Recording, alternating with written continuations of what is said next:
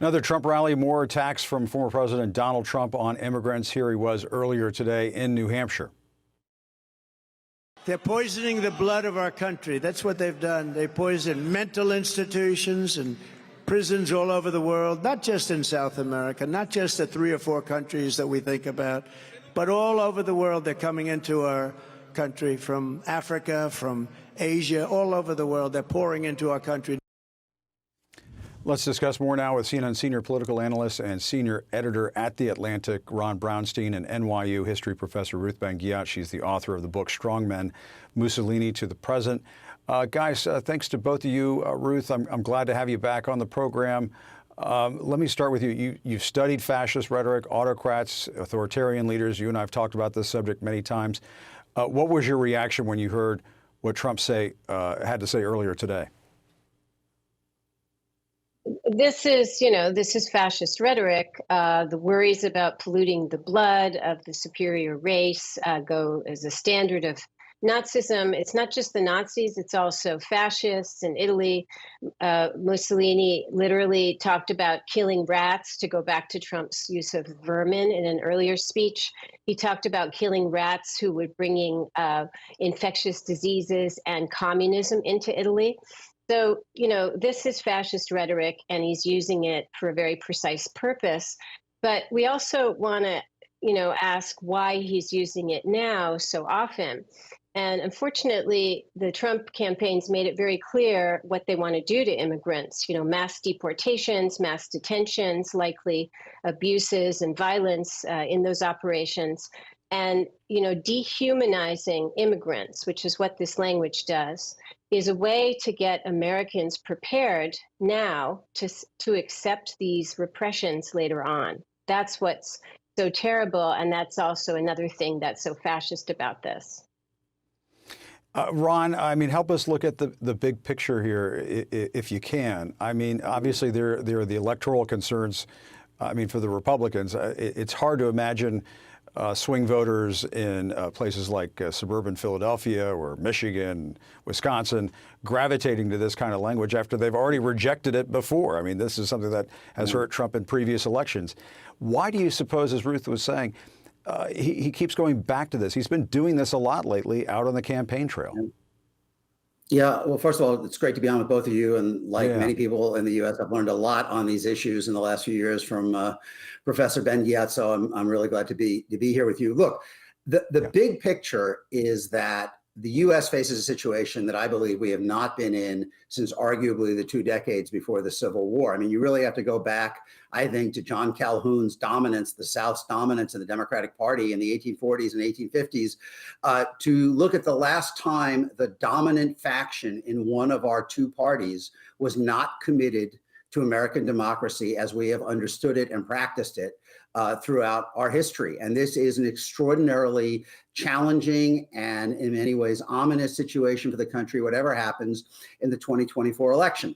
Trump has shown there is an audience in the Republican coalition in particular for all of these kinds of arguments. In polls while he was president, 90% of Republicans said Christianity in the U.S. is under attack. 3/4 said that discrimination against whites is now as big a problem as discrimination against minorities. And in multiple polls, Jim, 55 to 60% of Republicans said the traditional way of American life is disappearing so fast that true patriots may have to use force to preserve it. So there is an audience for this. But as you note, there is also a substantial audience that has been mobilized in 3 consecutive elections to prevent this vision from being implemented. And, we are in a position now where a majority of voters are unhappy about the economy, discontented about Biden, maybe think he's too old to run for another term. But it's a very different proposition to say that most Americans in the end will be willing to empower someone talking so explicitly, as the professor said, echoing fascist leaders from the darkest moments of the 20th century. I've said to you before, and I believe again, Trump throws Biden lifelines every day. Voters are unhappy with the way things are going in the country, but that doesn't mean they're willing to go in this direction either. Well, and Ruth, I wonder, do you think that there's a chance that Trump understands that this doesn't really get him to 270 electoral votes, but that there is a utility in keeping his base amped up on these issues, amped up with this kind of rhetoric because of whatever else he has in store for the country? I do. I think the Republicans are like Matt, Gaetz is talking always about how force is how we're going to bring change to Washington. They're not really thinking inside the Democratic box anymore.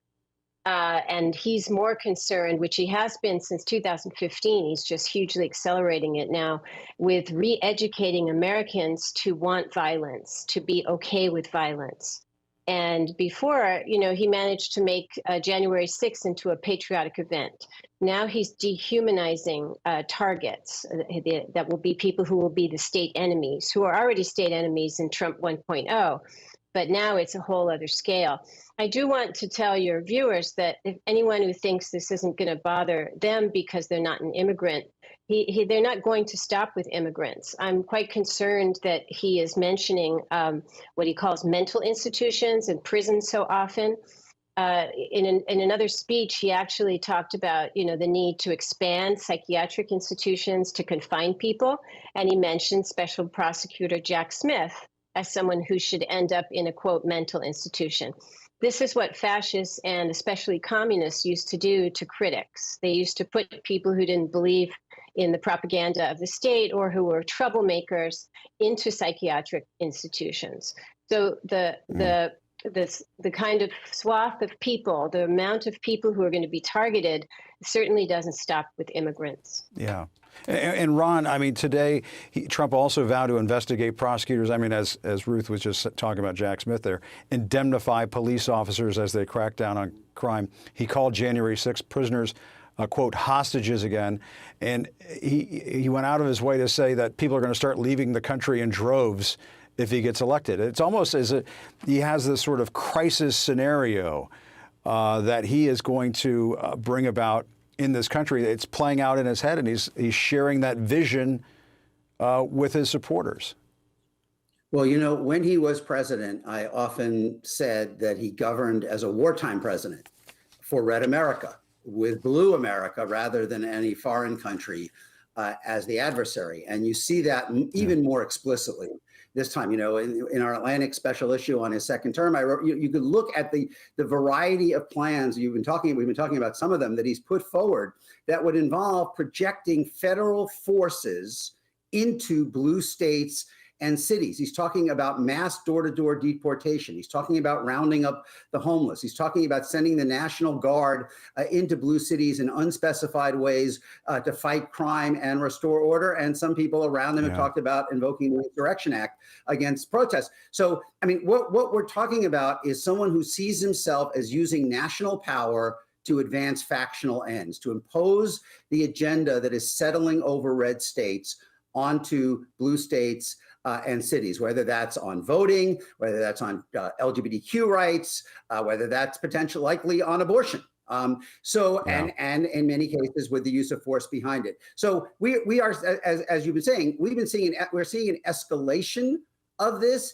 There may be a majority of Americans who are willing to accept this, but that is a much more difficult proposition than asking whether there are a majority of Americans who are unhappy with the way the economy is going and are willing to just make a change on that front. I think Trump is making this, if he is the nominee, much harder on himself than you would expect, given the level of dissatisfaction with Biden. We saw in 2022, Jim, was that an unprecedented number of voters who said they were unhappy about the economy, dissatisfied with Biden, still voted for Democrats because they view the Republican alternative as too extreme. And that is the door that Trump is opening almost every day.